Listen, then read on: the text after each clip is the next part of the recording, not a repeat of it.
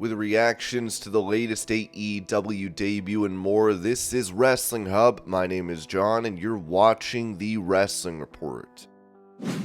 Before we get into the rest of the video, make sure you subscribe to Wrestling Hub and turn on all notifications to stay up to date with everything in the world of pro wrestling. Also, don't forget to follow us on Instagram at Wrestling Hub Official and follow us on Twitter at Wrestling_Hub.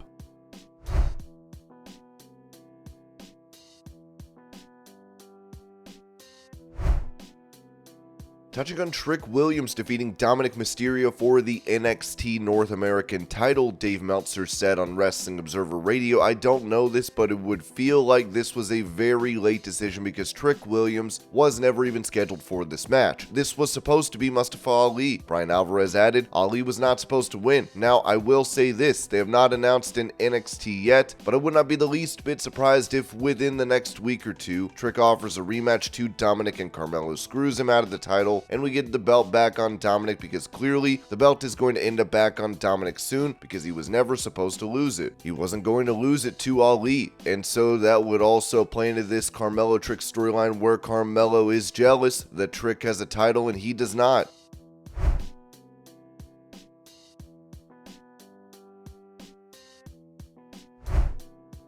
Revealing why she pulled out of an event for Midwest All-Star Wrestling, Impact Wrestling's Killer Kelly wrote on X, "I read some stuff online that made me really sad, so I had to explain what happened at MW All-Star. Yesterday, right before my match, I got some terrifying news that sent me through a spiral and had an anxiety attack. I couldn't think straight and stopped crying. I had to make the tough decision to not wrestle a full match because I couldn't risk mine and most importantly, Laney Luck's health. God forbid something happening. I literally couldn't think. She was great and very supportive, and I'm very thankful for her. I'm so sorry to the fans that went to the show to see me. I was legit suffering backstage and hope you understand why that wasn't possible. I was battling inside and really wanted to go out there and have a great match, but just couldn't physically and mentally. I apologize. And lastly, I want to thank MW All-Star for being so kind to me yesterday. They didn't have to, but they were. I really appreciate how David handled stuff. Very thankful. I promise I'll be back to make up for everything."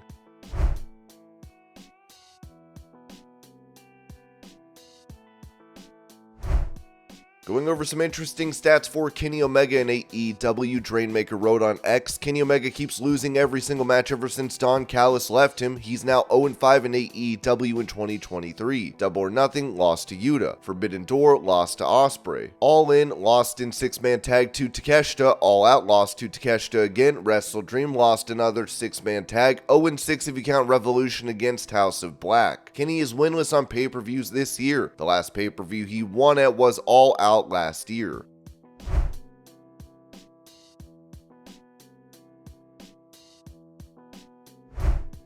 For an update on Brie Bella, who said she would return to in-ring action on social media, Ringside News wrote that Bryan Danielson took some time to answer questions from the press during that conference after WrestleDream, and he was asked about his own wife, Brie Bella. When questioned about whether fans can expect to see Brie Bella in AEW, Bryan Danielson replied, "Never say never." Brie Bella recently got the rumor mill going when she announced a return to the ring. That being said, anything is possible right now, considering the fact that she is not under a WWE contract. The Garcia twins let those WWE contracts expire, which is why they're no longer publicly known as the Bella Twins.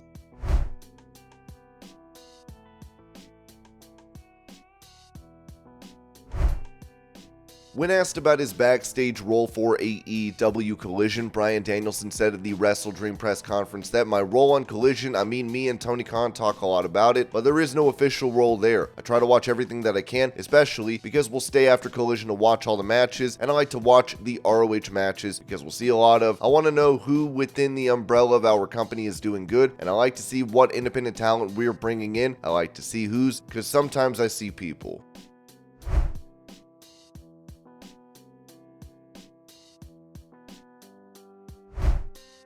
Noting why Rey Fenix was taken out of his tag team match at WrestleDream, Dave Meltzer said on Wrestling Observer Radio that Rey Fenix, that was just a plan to get him out of the match early because he was hurting.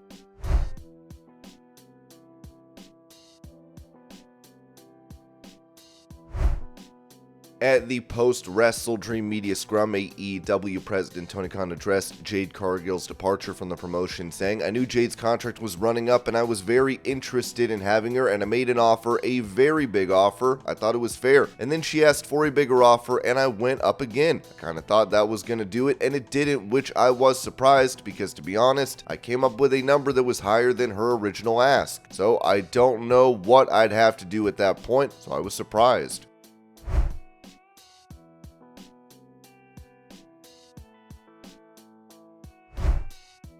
As Edge made his debut for AEW last night at WrestleDream, this was said about WWE's reaction to it, with Sean Ross Sapp of Fightful noting that some within WWE said that it became obvious to them at the start of the summer that Edge wasn't returning. WWE sources we spoke to claimed that Adam Copeland left on good terms and would be welcomed back into the company if he ever returned. The overwhelming consensus was a positive within AEW and a happy for him within WWE.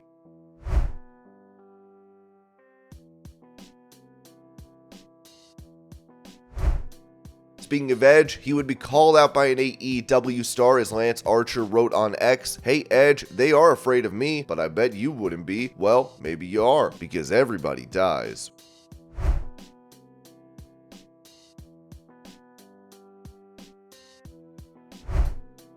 Asked about the AEW debut of Edge at WrestleDream, Christian Cage said this at the post-show press conference. "I said this in the last scrum, I don't have any friends other than Luchasaurus. Was I surprised to see him? Yes. Did I care? Not really. Doesn't change anything for me. I'm still the face of TNT, still the TNT champion, and I'm still the man to beat in AEW."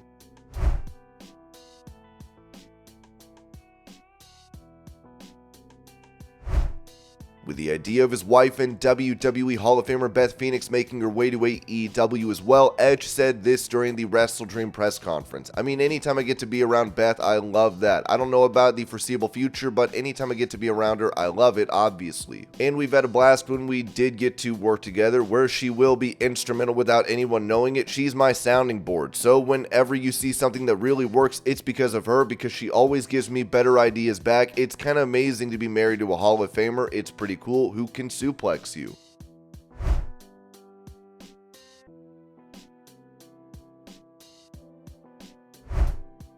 When it comes to the backstage reaction in AEW to Edge's debut, Sean Ross Sapp said that Fightful has already spoken to a number of sources within AEW which have unanimously positive receptions to Copeland joining the company. In addition to being around full-time in AEW, we're told that Copeland will have a significant presence within the company and has expressed his willingness to help in a variety of capacities. One longtime AEW talent said that Copeland spoke about Copeland filling the gap that CM Punk left behind, in that he'll be helpful and not cause any issues internally. That person did reiterate that Punk himself had been helpful to many within the company as well. Regarding his theme, WWE never held exclusive licensing rights to the song, as Fightful Select had speculated today. However, there were some surprised people within AEW that WWE had allowed the Rated R Superstar trademark lapse, and didn't bother to renew it when it became clear he was going to leave. One AEW talent said they were not officially clued in, but that it was the worst kept secret in wrestling. Talent in AEW and WWE both spoke about Adam Copeland jumping ship as if it was going to happen as far back as mid-August. Sources that had worked with Copeland spoke as if it was a fact even before his last WWE match, though many were not told in an official capacity until well after that. Throughout this weekend, WWE and AEW talent started speaking very matter-of-fact about the possibility of Copeland joining.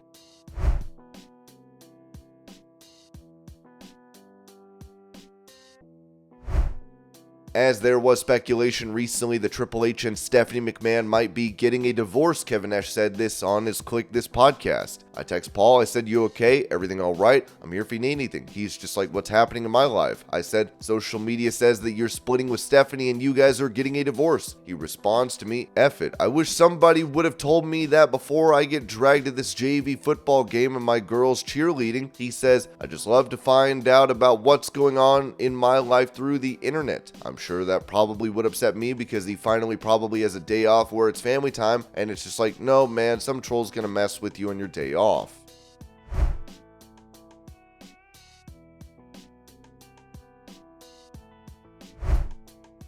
In some unfortunate news, a former pro wrestler has passed away in a tragic accident. As Ringside News writes, the world of professional wrestling has embraced many stars who have eventually gone on to become successful in other professions after leaving pro wrestling. Russ Francis is one such person who would find success in the NFL. Unfortunately, we are sad to report that Russ Francis has passed away at the age of 70. According to a report by the Adirondack Daily Enterprise, Russ Francis, who recently purchased the Lake Placid Airways scenic tour business, was on a Cessna 177 Cardinal alongside McSpadden. Right after takeoff from Lake Placid Airport in upstate New York, the aircraft experienced an emergency at around 4 p.m. on Sunday, September 30th, but they failed to return safely to the runway to land. Russ Francis' father, Ed, had a notable career as a professional wrestler, primarily active in Hawaii. Eventually, he sold his territory to Peter Maivia, The Rock's grandfather. In 1978, Russ and his father held the NWA Big Times Tag Team Championship, but they lost it to John Studd and Buddy Rogers. Apart from his wrestling endeavors, Francis also had a stint in the NFL, playing for both the New England Patriots and the San Francisco 49ers. He didn't limit himself to football, as he also ventured into wrestling across various territories. One notable moment in his wrestling career was when he challenged Nick Bockwinkel for the